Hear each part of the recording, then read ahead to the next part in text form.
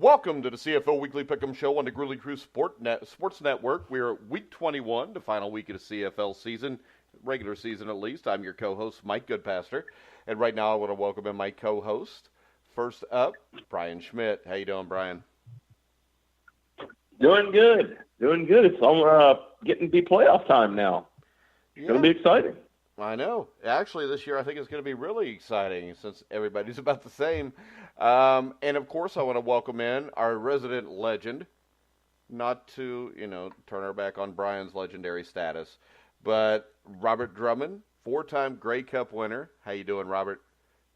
Pretty good. How's it going? I mean, I take offense to the whole legend thing. Like my sons tell me, legend means old.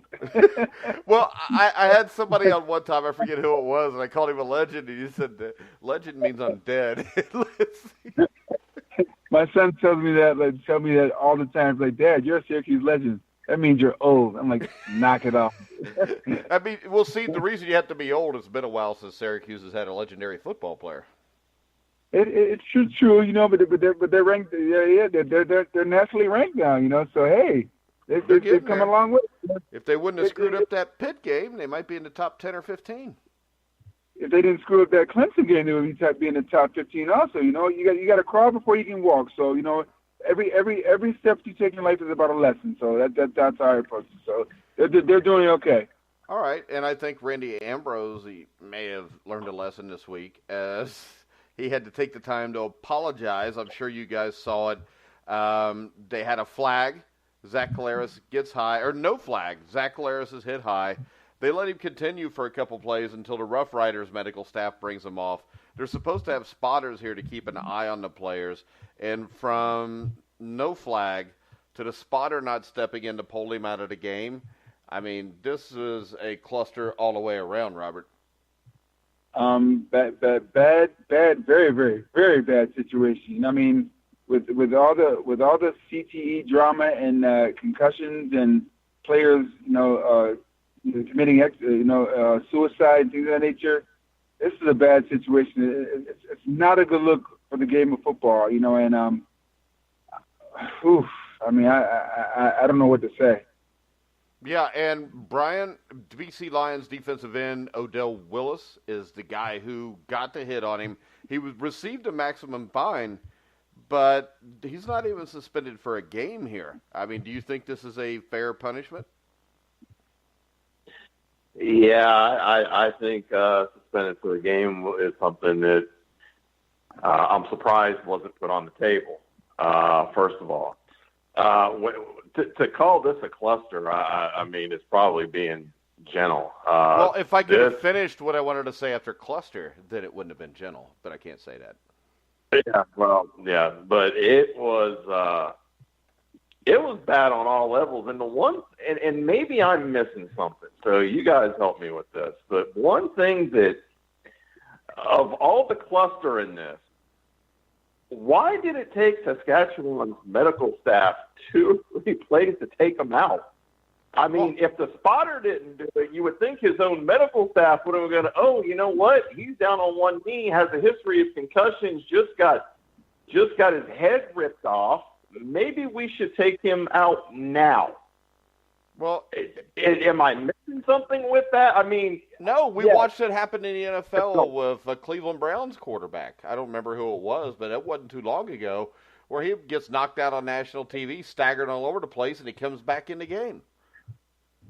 Yeah, I mean, it just seems to me, the CFL messed this up big time. There's no doubting that. But the one thing that I've not seen talked about is it took Saskatchewan's medical staff 2 or 3 plays to take them out. It in this world of concussions and so many of the problems, like Robert said, with the suicides and so many of the issues, you would have think that Saskatchewan would have also said, we probably need to take him out right now, considering he just got pounded in the head. So this was a cluster on a lot of different levels.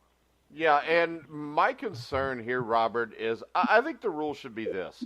If you're going to get fined the max and you knock Zach Collaros out of the game, if Zach Collaros doesn't play in his playoff game, well, I don't think the culprit should be playing in his playoff game either. And I think the suspension for a hit like this should be however many games that guy misses, you miss too. I mean, I agree, but that's something that the governing body, the football, has to take care of. It's just a sad situation. But at the end of the day, my care and my concern is for the players, their well-being, their health, and their safety. So, football is football. I always call it a gladiator sport. It's a high collision sport. But at some point, you have to have caring and concern for your opponent. At that point, it's the game. The mentality is like, if he dies, he dies, and that's not right. Yeah. And you look at the Rough Riders. I mean, and Schmidt talked about this. Collaros has had a history of concussions, so who knows if he's even ready for that first playoff game. And my worry is this: if the first playoff game's 2 weeks from now, do they just rush him back anyways? I mean, and Brian, from what we saw with Saskatchewan's medical team waiting a couple plays, I think there's always that concern, which is why the CFL has the spotter in this case.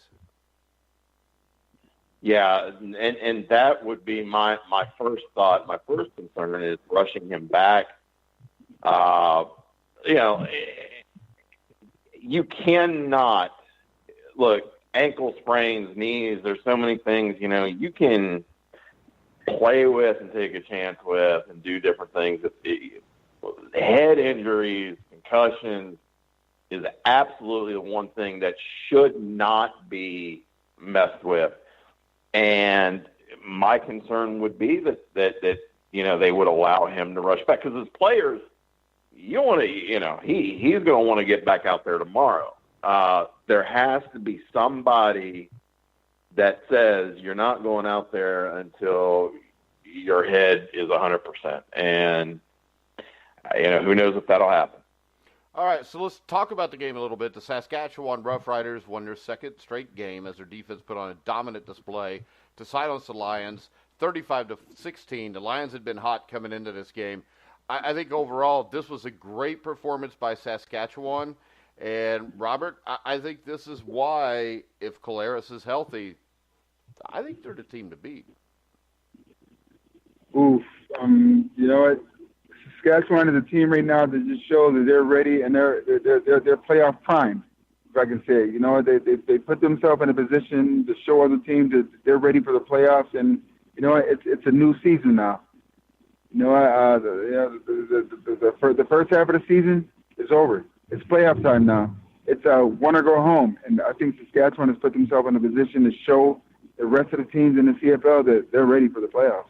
Yeah, and Brian, the reason I think that is when you look at their stats, I mean, they had 96 yards of passing. They only threw the ball 17 times. But Cameron Marshall ran the ball 19 times for 134 yards. And the way the defense have played against a red-hot BC Lions team coming in just tells me this is a complete football team.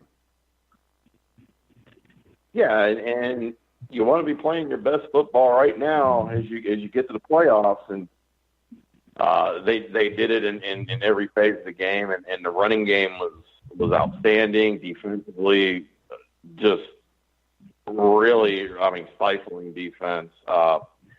If they can do this in the playoffs and have a healthy Zach Collaros, this is a Grey Cup team, and I will also say, even if Zach Collaros is not able to come back, I would not discount this team from playing in the Grey Cup. No, because of the defense and the running game, and Brandon Bridge is not a horrible quarterback. I mean, he's not Zach Collaros, but he can get the job done with the guys around him. Yes, absolutely. All right, let's talk about a quarterback that had a huge performance this last weekend. Matt Nichols, combined with strong defensive play to lead the Winnipeg Blue Bombers to a 29-21 victory over the Calgary Stampeders. I think it's 3 in a row for the Stampeders now. Nichols completed 24 of 33 passes for 358 yards and a pair of touchdowns in the win, which cemented Winnipeg's spot in the playoffs. Right now, I think, even though I said what I said about Saskatchewan, Winnipeg's the hottest team in this league, though, right now, Brian. Yeah, they're pretty hot, but the story to me is Calgary losing 3 in a row. That's even a bigger story to me because, we always say Calgary is the, New England Saints. Wow, it's been a long day. New England Patriots of the CFL, but where that comparison maybe has to stop is New England Patriots are always playing their best football at the end of the year coming into the playoffs. We don't see that with Calgary. Look at the amount of times they've lost games at the end of the year, and they haven't exactly won a championship in a few years. And the thing about that, Brian, is this. In past years, it was kind of understood that they had everything clinched. They had nothing to play for. They still have something to play for here because they lose this next game to BC. Saskatchewan can win the West, or they do win the West. Right. So there's a lot here that, as you said, it for many, 2-3 years. I mean, we've done the show many times. We go, end of the year, they got nothing to play for, resting guys, blah, blah, blah. Well, there's an issue right now. They're not playing well, they're in any phase of the game at times. I mean, at times they've looked good offensively. Well, now at times they don't look good offensively. Defensively, which I've always felt that they've always been a decent defensive team. They do really good things. And, I mean, Nichols did what he wanted. Flat out did what he wanted. So I think there's some concern here for Calgary fans on is this team going, to be a Grey Cup contender, or are they going to be a quick out in the playoffs? Yeah, right now, instead of the New England Patriots, Robert, they look more like the Indianapolis Colts of Peyton Manning, where they get off to the great start every year, and then everything just kind of slowly goes downhill until they lose in the playoffs or the Super Bowl. How do they right this ship? I mean, you've been on a lot of teams that were great teams that finished strong at the end. You ever been on one that had problems at the end of the year and then turned it around? No, not like this. I mean, on paper, Calgary is the most dominant. Psychologically, Calgary. I mean, everyone knows that Calgary is a cream of the crop. But right now they're struggling. There's something going on internally with that team, whether it be the staff, the coaching staff, the players. They've got to find themselves because as talented as they are, they can't seem to find how to win. And it seems like they're searching for answers, and they cannot find them. And it's the worst time to be searching for answers to find out how good of a team you are and how good you can be. So it's going to be interesting to see Calgary. I mean, we say year in and year out, whether it be this year, last year, the year before, that, Calgary doesn't lose. They lose one week, but the next week they'll figure it out, and the next week they won't lose. But they've lost 3 in a row, and they're scrambling right now. Yeah, and really, if you go back to that fourth game, a 12-6 win over Montreal is pretty much a loss, isn't it, for a good team? Yeah, I agree. All right. No, go ahead. All right. The Ottawa Red Blacks clinched the East by finishing this back-to-back sweep at the Hamilton Tiger Cats. As a result, the Red Blacks will receive a first-round bye when the playoffs roll around, while the Tiger Cats will play host to the West Division crossover team in the Eastern semifinal game. Robert, is Ottawa finally finding some consistency at the right time? And we have seen this before with them, just like we've seen the opposite with Calgary. They're capable. I mean, I wouldn't sit here and hold my hat and hold any high hopes on on Hamilton making a run or things of that nature. But they are capable. When they play within themselves and they play like a team, they're a very good team. But it's we'll see. That's what I always say in football. I mean, that's why it doesn't matter what it says about you on paper. You still have to play the game. All right, and when you look at the Hamilton Ticats, Brian, the question here is, how does this affect them? I mean, they had back-to-back games with Ottawa. If they win them both, they win the division. Now they're in a different situation. They still got a home playoff game, but they've got to play an extra playoff game. Jeremiah Masoli didn't play well. He threw 2 interceptions. Where do you think the Ticats stand right now headed into the playoffs?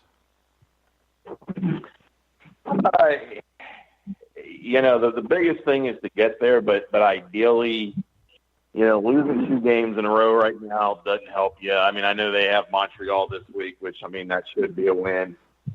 But you would have liked to have been going into the playoffs with some momentum, and clearly that didn't happen. So it's going to be interesting to see what their matchup is in the playoffs, and is that matchup, even with them playing at home, is that matchup going to be enough to get them to the next round? So kind of disappointing. I really kind of thought that Hamilton, especially being at home, would play better than they did. But, I mean, they really did nothing at all. And Ottawa, again, on paper, did what they should do. And it'll be interesting to see where, how Ottawa falls in the playoffs, because if Ottawa is hot, we saw it a few years ago, Ottawa goes to the playoffs and gets hot, there's a team that can win a Grey Cup. But the other thing with Ottawa, too, is obviously Trevor Harris.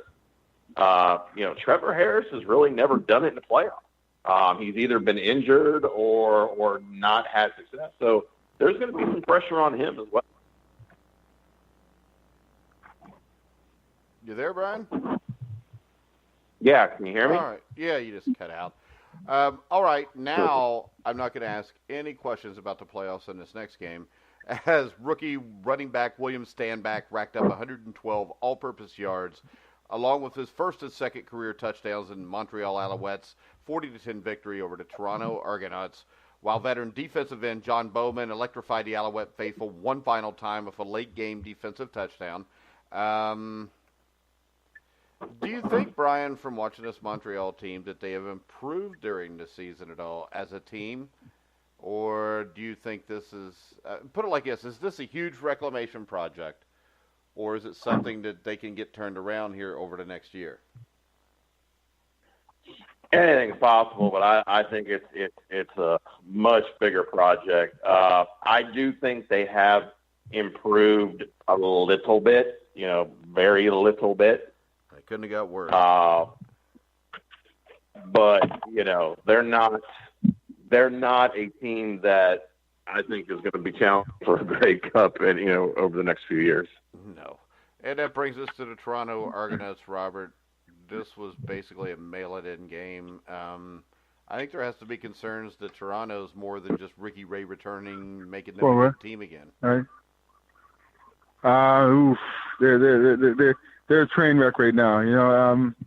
As I said before, I mean, players are basically out there playing, not to get hurt, not to injure themselves, not to go into the off season with injuries and things of that nature. So it's that was a game where players are just basically playing just not to get hurt and just to save themselves to get ready for free agency. So sad to watch, but it is what it is. All right.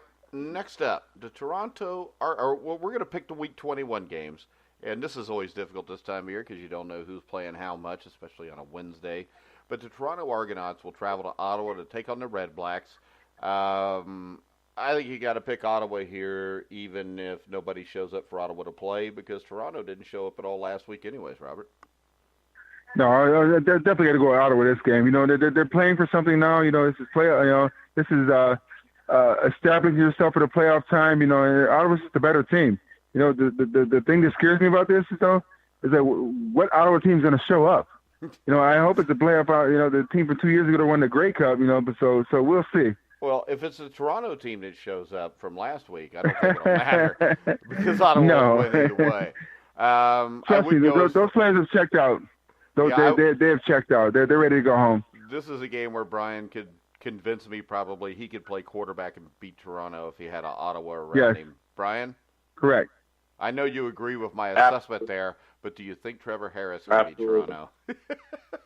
Absolutely, and I could go out and be CFL Player of the Week this week. Do not push this, Brian, because we can go find that video footage from when we were in Owensboro, Kentucky, and they had you on film throwing the ball, and you called me that night and said, "I really throw the ball like that?" Well, yeah, that's what happens when you have a bad shoulder. But yeah, it always goes back to an excuse. It still gets there, and as Skelly time shows, when I throw in Skelly, it gets there on time. So that's all that matters. Sure. All right, next up, the Winnipeg Blue Bombers at the Edmonton Eskimos. I'm going to do this. I'm going to take Edmonton. Am I nuts, Brian? I just think Winnipeg, clinched the playoffs. Mike Riley is going to not go. I don't think Mike Riley is going to mail it in. I'm going to pick the upset. I'm going to take Edmonton. What do you think? Yeah, I agree but I'm gonna take Winnipeg. I think Winnipeg will just try to, Winnipeg is gonna be looking to continue the momentum and plus, how many, Mike Riley I'm sure hasn't checked out, but how many Edmonton players have checked out that they're not making the playoffs? So I'll take Winnipeg. All right, Robert. I'm gonna take Winnipeg also. I mean. I don't think they checked out. They have something to prove, so I'm going to take Winnipeg also. All right, I'm just trying to make it more interesting. Next up, the Montreal Alouettes at the Hamilton Tiger Cats. Robert? Ooh, tough one to figure out here.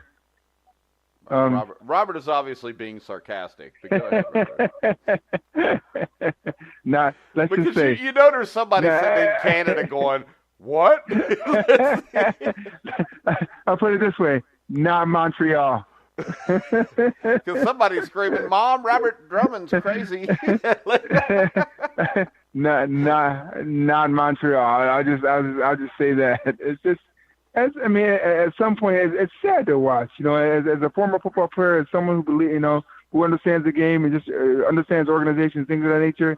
It's sad. What are this organized organization and trying to find themselves? But Montreal has a lot to figure out in this off season. They're disorganized. They're disorganized and they're a mess. But I don't think when I watched them play, I've ever seen them lay down. I'll give them that. I think as a team, they've tried every game. They're just not any good. No, it's not.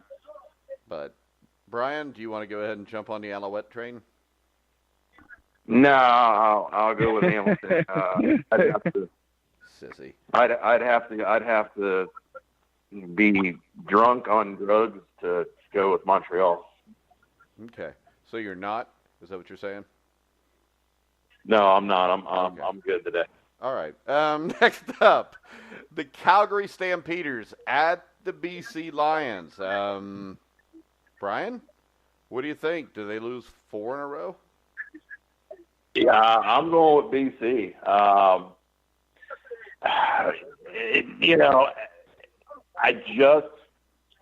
just feel like there's some problems in Calgary, and I think BC. I think BC is going to win this, and it's just a feeling that I have. So I'll take BC. All right.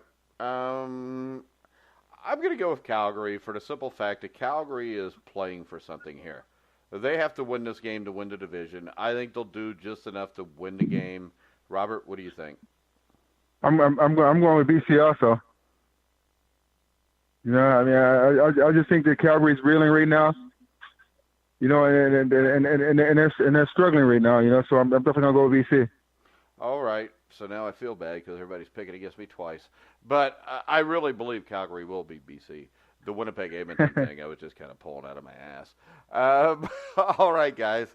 Any final thoughts? Brian, usually at the end of our NFL Pick'em show, has some really great thoughts for today.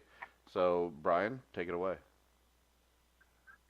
Well, much like last night, if you get your dinghy stuck in your zipper, make sure you have some Neosporin for it.